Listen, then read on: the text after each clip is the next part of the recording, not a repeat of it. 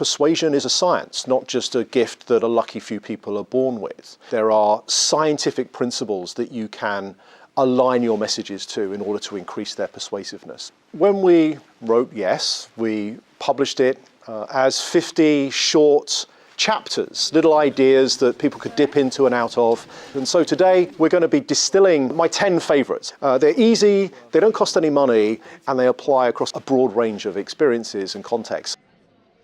Starting strong. What you do first often matters most when it comes to successful influence and persuasion.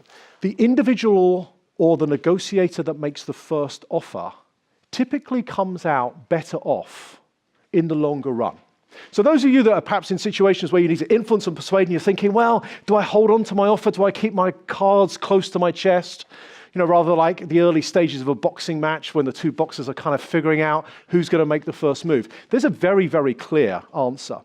When you're talking about two people or two entities in a negotiation, those that go first or make the opening offer typically end up better off. Rapidly in today's crazy society, the messenger is becoming the message. So I think paying attention to how you're introduced or how your idea is framed can be as important as the idea itself. What are the messages that most influence people to be honest when they travel on a bus or a train, a public transport system? And what we find is the way in which we talk about the number of people who don't buy a ticket has a dramatic effect on the honest people, interestingly. When we publish the fact that more ticket collectors are going to be required because so many people aren't buying a fare, we actually find that fare evasion actually goes up, it doesn't go down. Simply calling the majority of people honest is about the most effective thing you can actually do. It works across cultures as well. In every country we've adopted these practices and studied the impact, we're finding this universal effect. So there's a really interesting insight there about how we communicate in organizations when we seek to reduce particular problems.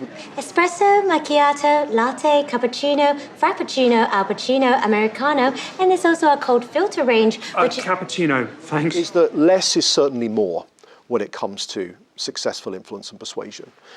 What is the optimal number of features or attributes or benefits you should communicate when you're presenting a case? And there's a very, very clear answer. What's interesting is, as each additional benefit is added or each additional attribute for why someone should follow you or listen to you is added, your influence actually erodes.